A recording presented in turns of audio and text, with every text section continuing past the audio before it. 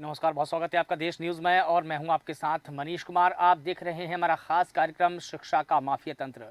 मुरादाबाद में महिला polytechnic girls hostel में एक छात्रा ने सुसाइड यानी कि आत्महत्या कर ली है।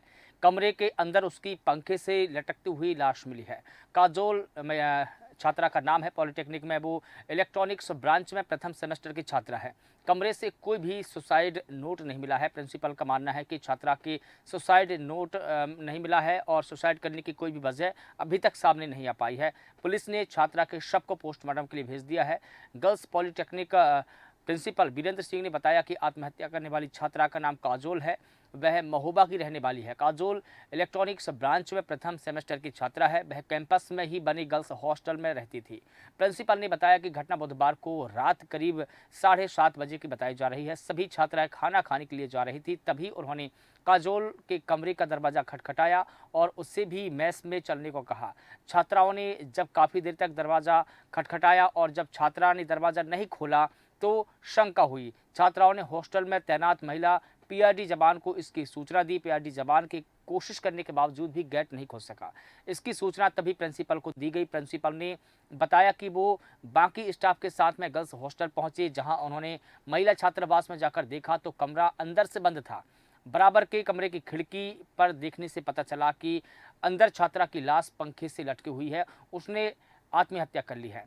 वहीं सीओ सिविल लाइंस अर्पित कपूर फॉरेंसिक टीम के साथ में मौके पर पहुंचे। छात्रा के रूम की पुलिस ने तलाशी ली है। फिलहाल कोई भी सुसाइड नोट नहीं मिला है और प्रिंसिपल ने कहा है कि फिलहाल इस बात की कोई भी जानकारी नहीं मिल पाई है कि छात्रा ने दरअसल आत्महत्या क्यों की है।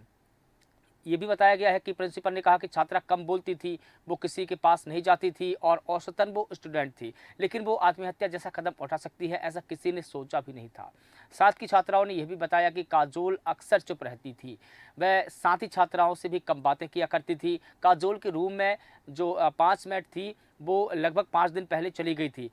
उसने कोर्स के बीच में ये भी बताया कि जो उसकी क्लासमेट है वो बीच में छोड़कर चली गई है। उसके घर वालों से बात करने पर जवाब मिलता है कि वो अब कोर्स नहीं करना चाहती है, इसलिए साथी छात्रा जो है कोर्स छोड़कर चली गई और वो काजल अब उसी दिन से अकेली थी।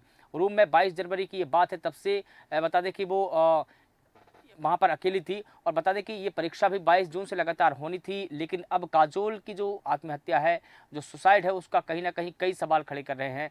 ऐसा जताया जा रहा है कि कहीं न कहीं काजोल किसी दबाव में थी, लेकिन क्या वजह रही है कि उसने आत्महत्या की है। बता दें कि इस पूरे मामले की जानकारी देवेंद्र सिंह जो कि प्रिंसिपल है उन्होंने बयान में कहा। सबसे पहले उनका बयान सुनते हैं कि उन्होंने क्या कहा है।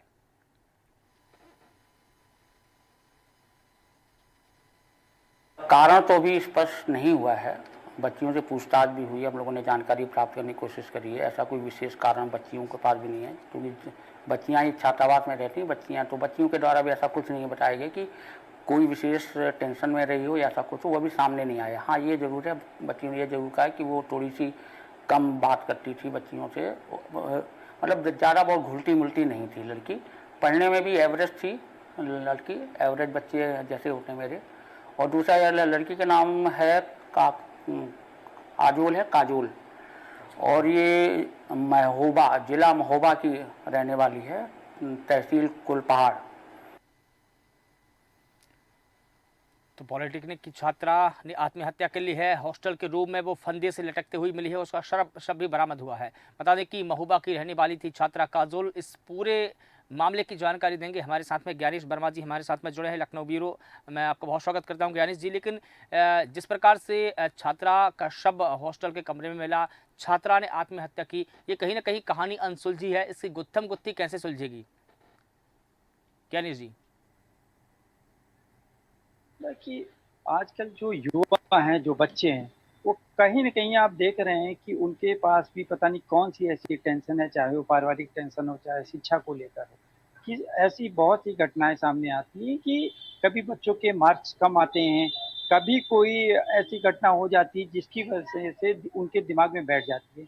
तो ये जो घटना हुई है, इसको कहीं न कहीं इसको जो है अधिकारियों को संज्ञान में लेकर इसकी निष्पक्ष जांच होनी चाहिए। कहीं न कहीं इसमें दोस्त भी कभी-कभी संलिप्त रहते हैं, जिनकी वजह से दबाव होता है और बच्चियों को एक कदम उठाना पड़ता है। मनीष जी, बता दूँ कि जब ऐसे बहुत से बच्चियाँ होती हैं जो संकोची होती हैं, जो अपने मन की बात बात को नहीं रख पाती, ना वो अपने माँ बाप से कह सकती है, ना वो प्रिंसिपल से कह सकती है, ना वो टीचरों से कर।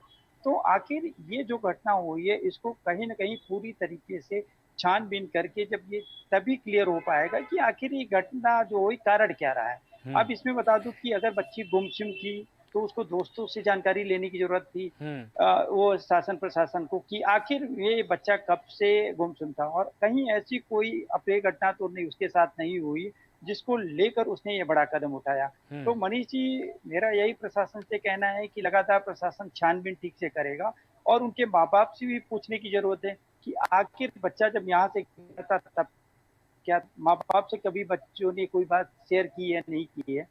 तो अगर और दूसरी चीज प्रशासन, कॉलेज प्रशासन है, उसको भी कहीं न कहीं इन प्रति गंभीर होना पड़ेगा कि पढ़ाने के साथ-साथ में बच्चा की सोच क्या है, क्या सोचता है? कहीं कोई ऐसी घटना ना हो जिससे प्रशासन और शासन और जो कॉलेज के शिक्षक हैं, उनकी छवि धूमिल हो।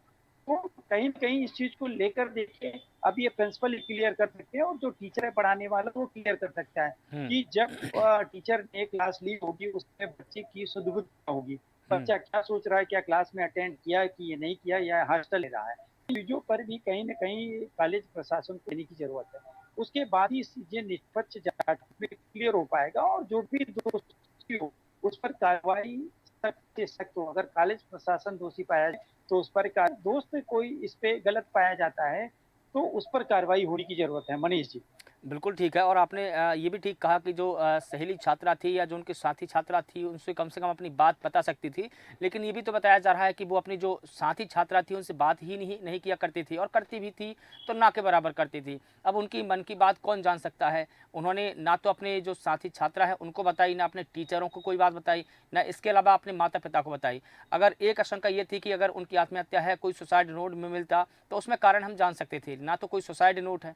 अब ये कहानी बिल्कुल एक तरीके से अनसुलझी है। अब इसको सुलझाने में कहीं न कहीं कड़ी मशक्कत को प्रशासन को करनी पड़ेगी, लेकिन दोषी कौन है ये बड़ा सवाल है।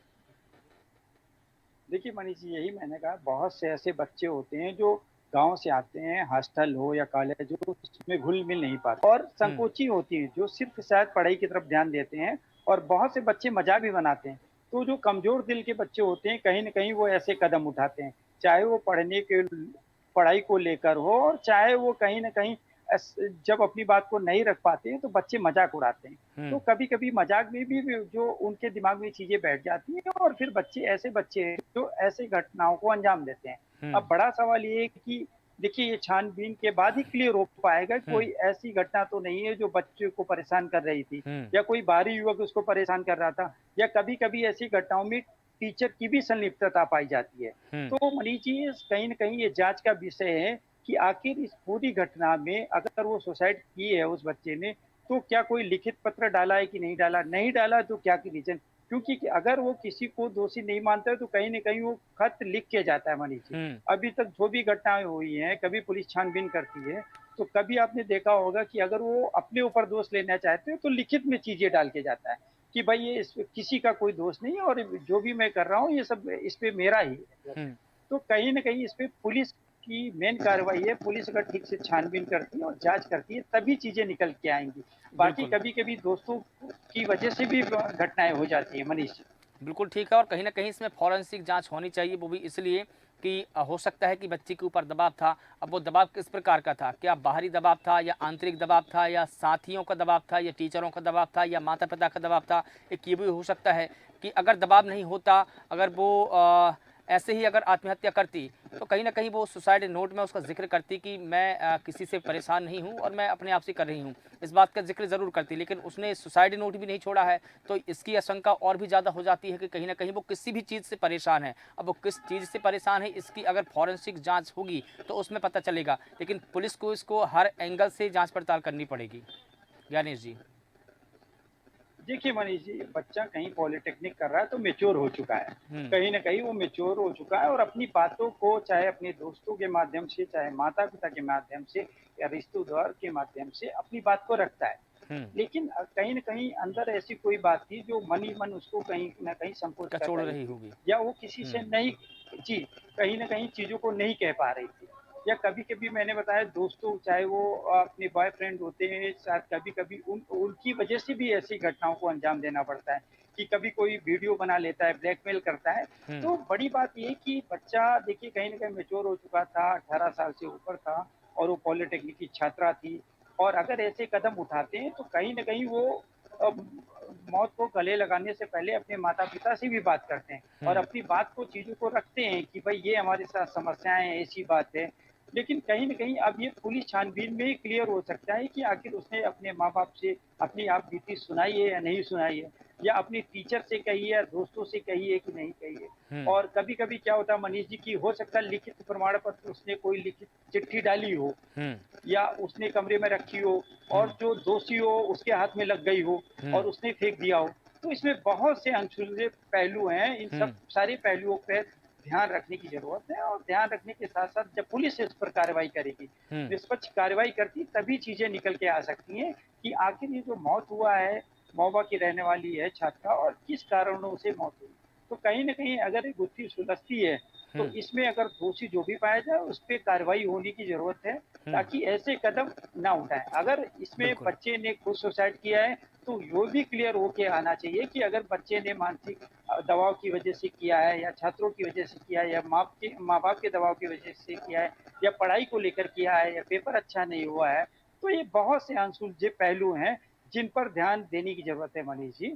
तभी जी। चीज़ें निकल के आएँगी और तभी पानी का पानी और दूध का दूध हो पाएगा। बिल्कुल जी। तमाम जानकारी के लिए ज्ञानेश जी आपका बहुत शुक्रिया। तो बता दें कि मुरादाबाद में महिला पॉलिटेक्निक गर्ल्स हॉस्टल में एक छात्रा ने सुसाइड कर लिया है। कमरे से कोई भी उसका सुसाइड नोट नहीं मिला है। छात्रा ने आत्महत्या क्यों की, ये सवाल लगातार बना हुआ है। क्या उसके ऊपर कोई दबाव था? क्या उसे कोई परेशान कर रहा था? क्या माता-पिताओं ने कोई डाँट-फटकार लगाई थी या जो छात्र साथी है, क्या वो परेशान कर रहे थे? क्या प्रिंसिपल ने उसको परेशान किया? क्या जो टीचर हैं उन्होंने कुछ कहा? क्या हो सकता है, क्या वजह हो सकती है, ये तमाम एंगलों पर पुलिस जांच कर रही है और जांच में पता चलेगा कि आखिर क्या कारण रहा कि छात्रा ने आत्महत्या कर ली है। फिलहाल देश न्यूज़ के खास कार्यक्रम में बस इतना ही। मुझे दीजिए इजाज़त। नमस्कार।